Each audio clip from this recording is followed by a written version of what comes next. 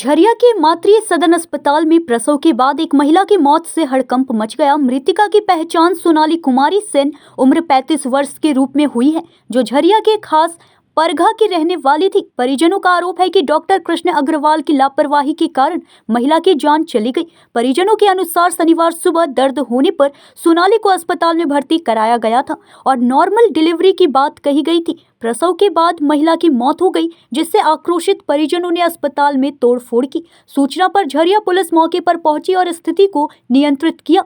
Police मामले की जांच कर रही है। 9 महीना का ट्रीटमेंट कृष्णा मैडम के नाम से चल रहा था। कृष्णा मैडम ही ट्रीटमेंट कर रही थी 9 महीना से। आज से 10 दिन पहले इसका डेट था।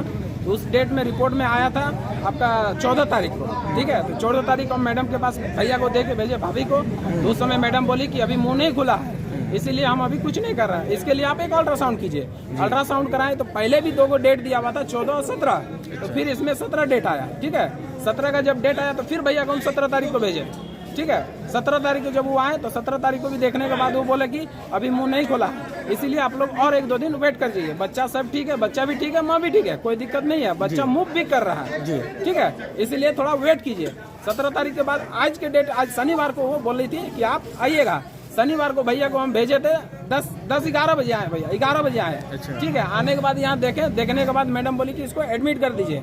अभी तुरंत डिलीवरी होना संभव नहीं है, बट ये तीसरा डिलीवरी है, नॉर्मल ही होगा, ये कंफर्म है। ये कौन बोला? हाँ, ये कृष्णा मैडम बोली कि नॉर्मल ही डिलीवरी होगा, ठीक है। लेकिन थोड़ा इंतजार करना होगा, रात तक डिलीवरी होगा। भैया हमको फोन किए, उस समय हम बलियापुर में थे, ठीक है, बलियापुर मेडिकल में थे, हम कुछ दवा ले रहे थे। उस समय भैया हमको बोले कि अब भाभी को एडमिट करने पड़ा। तो हम बोले भैया को ठीक, इसको एडमिट कर दीजिए। लेकिन मैडम जो बोलेगी वही कीजिएगा। इनकेस अगर वो सीजर की डिसीजन देती है तो उसको सीजर के लिए आप साइन कर दीजिएगा। सीजर करना नॉर्मल चीज है, ठीक है। तब भैया बोला कि ठीक है। उसके बाद हम उसको बोले कि आप एडमिट कीजिए, हम आ रहे हैं। 1 घंटा बाद 1 बजे हम बड़ी भाभी को लेके हम यहाँ पहुंचे, ठीक है। जैसे हम यहाँ पहुंचे तो देख रहे पेशेंट एडमिट है। यहाँ पर एक रूल है कि जेंट्स को अलाउ नहीं है, ठीक है। हम भी जानते कि यहाँ गायनों का पेशेंट है, जेंट्स अंदर में ओटी में नहीं दे सकता, तो नहीं जाते। भाभी को लाए थे, भाभी को भेजे। भाभी को जैसे भेजे तो वहाँ देखे तो बोला, पूछे कि सलाइन चल रहा, तो बोला नहीं सलाइन नहीं चल रहा। तो बोला क्या हो रहा? बोले पेशेंट अभी वार्ड में दिया हुआ बैठी हुई लेटी हुई है। तो हम बोले कुछ इंजेक्शन लगाया? तो बोला हाँ 2 इंजेक्शन लगा है। उसके बाद फिर वो भाभी बाहर आई, फिर भैया से हम पूछे कुछ दवा हुआ दिए लिख के क्या? तो बोला हाँ। बोले कहाँ है? पुर्जा दिखाइए।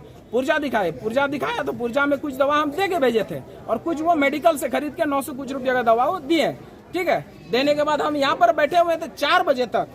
और दोनों भाई हम लोग डिस्कस यही कर रहे हैं कि अगर सीजर का डिसीजन देता तो सीजर कर देना है, ठीक है, सीजर कराने के लिए साइन कर देना है। लेकिन मैडम एक शुरू से यही बोल के आई है कि सीजर नहीं, नॉर्मल ही हो जाएगा, वेट इंतजार कीजिए। और हम लोग ज्यादा बात नहीं किए, जब तक पेशेंट ओटी में नहीं गया है तब तक हम लोग बात नहीं किए, तब तक हम भाभी से ही बात करवाए हैं, ठीक है। उसके बाद जब पेशेंट ओटी में गया उस समय भी पेशेंट बोला कि नहीं पेशेंट ठीक ठाक है, डिलीवरी प्रोसेस में लगा हुआ। गार्ड से पूछे तो बोला नहीं पेशेंट आपका डिलीवरी हो रहा है। उसके बाद उस समय हुआ, ठीक है। कुछ देर बाद हमको फोन किया, हम बैंक मोड़ गए तो भैया फोन किया कि डिलीवरी हो गया, बेटा हुआ। तो हम बोले चलिए अच्छा बात है। वो सब होने के बाद फिर हम बोले तो ठीक है, तो और कुछ लगा क्या? बोला नहीं। बोले बच्चा ठीक, हम लहा, माँ ठीक, हम लहा। उसके बाद क्या किया ना, हम बोले तो हमको आना होगा। तो भैया बोला नहीं ठीक ठाक है, किस लिए आ गया, ठंडा है तुम घर चल जाओ। हम जैसे गए कुछ देर बाद फिर हम फोन किए भैया को, बोला अरे निकाला बेड से, वहाँ से ओटी से? तो बोला ना अभी नहीं निकाला। हम बोले यार कौन सा स्टिच लग रहा है, अभी तक नहीं निकाला है?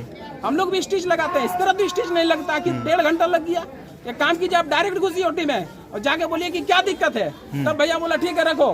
तब वो एक कैटगेट लिख के दी, ठीक है। तो भैया हमको बोला देखो कुछ लिख के दिया, देखो लगा था। फिर क्या हुआ? ठीक है, उसके बाद वो जाके देख रहा तो बोला पेशेंट को थोड़ा दिक्कत है, इसको ब्लड का जरूरत है। फिर हमको भैया फोन किया कि इसको ब्लड लग सकता है। बोले लग सकता है तो हम खुद देंगे ब्लड, हम आ रहे हैं। तो बोला ठीक है तुम आ रहा, हम नहा आओ। उसके बाद फिर 2 मिनट में भैया जैसे फोन काटे तो भैया फिर तुरंत फोन कर रहा है, मैडम रेफर कर रही है। बोले कहाँ रेफर कर रही है? ना बोला नहीं लेके जाइए, बहुत दिक्कत होगी पेशेंट को, आप लेके जाइए चक्रवर्ती नर्सिंग में। तो भैया से हम पूछे कि सांस उस चल रहा? तो बोला नहीं सांस उस नहीं चल रहा। बोले पल्स देखो छू के? बोला ये हमको नहीं समझ में आ रहा। तब मैडम हम फिर भैया को बोले काम कीजिए, मैडम से बात कराइए। तो भैया बोला मैडम से नहीं, मैडम खुद भैया को बोल रहा है क्या कि नहीं डी चक्रवर्ती वहाँ खुला हुआ है, आप ले चल जाइए। तो फिर हम भैया को बोले कि डी चक्रवर्ती अभी पेशेंट को लेगा, ये चैनल खोल के रखा है, ये लेगा वहाँ पेशेंट? तो भैया मैडम बोल रही नहीं हमसे बात हो गया कि ले लेगा। हम जब वहाँ पर बात किए वहाँ से तो बोला नहीं यहाँ डी चक्रवर्ती है ही नहीं, अच्छा। तब भैया को हम बोले पेशेंट आप वहीं रखिए, हम आ रहे हैं। क्या लगता है पेशेंट का यहीं पे डेथ हो गई थी क्या? पेशेंट यही डेथ हो गई है। अच्छा। ये लोग यही हाँ पेशेंट यही डेथ हो गई है, पेशेंट डेथ कर गया, इसीलिए 10-10 मिनट में बोला ले जाइए।